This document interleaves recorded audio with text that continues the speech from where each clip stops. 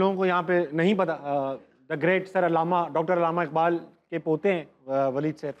تو سر آپ کے تو گھر میں علامہ اقبال کے قصے چلتے ہوں گے، آپ نے تو ڈائریکٹ سنے ہوئے ہیں اور وہ سند کے ساتھ قصے ہیں سارے. تو آپ کے والد بتاتے تھے دادا کیسے تھے، ہمارے جیسے ابا بتاتے تھے کہ تمہارے دادا ایسے تھے؟ جی بالکل جی، میرے والد کوئی ایسا قصہ جو ہم لوگوں نے نہ سنا ہو؟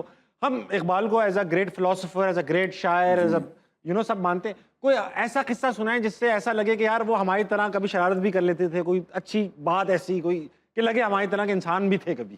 دیکھیں جی، میرے والد نے ان کی خوش قسمتی بھی تھی اور بدقسمتی بھی کہ صرف 14 سال کی عمر تک انہوں نے اپنے والد کا سایہ اپنے، بلکہ والدہ جو تھیں ان کی، میری گرینڈ مدر، وہ علامہ اقبال سے 3 سال پہلے وفات پا گئیں.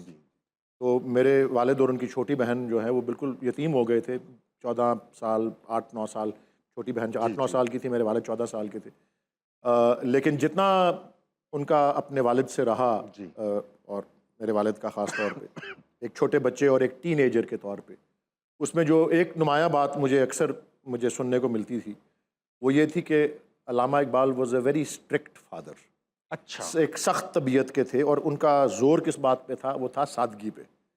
یعنی کہ بچوں کے لیے اور اپنے بیٹے کے لیے انہوں نے حد مقرر کی ہوئی تھی کہ کپڑا اگر لینا ہے تو اتنے روپے سے زیادہ کا نہیں. اس زمانے میں جس طرح تھا کہ 10 روپے سے زیادہ کا کپڑا نہیں لینا، 12 روپے سے زیادہ کا جوتا نہیں لینا، اور کبھی کوئی تجاوز ہو جاتا تو اتنا برہم ہوتے، کہتے کہ مجھے تمہارے طریقوں سے امیری کی بو آ رہی ہے، اور اگر تم اس طرح کرتے رہو گے تو میں تمہیں کھدر کے کپڑے پہنا دوں گا.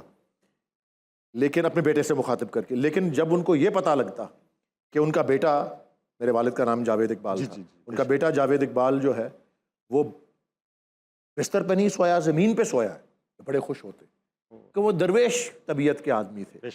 اور پھر انہوں نے اپنی والدہ، جب 36-37 سال کی عمر میں والدہ ان کا انتقال ہوا، تو اردو زبان کا عظیم ترین مرثیہ انہوں نے اپنی والدہ کے لیے لکھا، جس میں وہ کہتے ہیں، کیونکہ باہر پڑھنے بھی گئے ہوئے تھے نا، کس کو ہوگا اب وطن میں آہ میرا انتظار، کون میرا خط نہ آنے پر رہے گا بے قرار، خاک مرکت پر تیری لے کر یہ فریاد آؤں گا، پھر دعائے نیم شب میں کس کو میں یاد آؤں گا. اپنی والدہ کے لیے بہت سے ٹریبیوٹس انہوں نے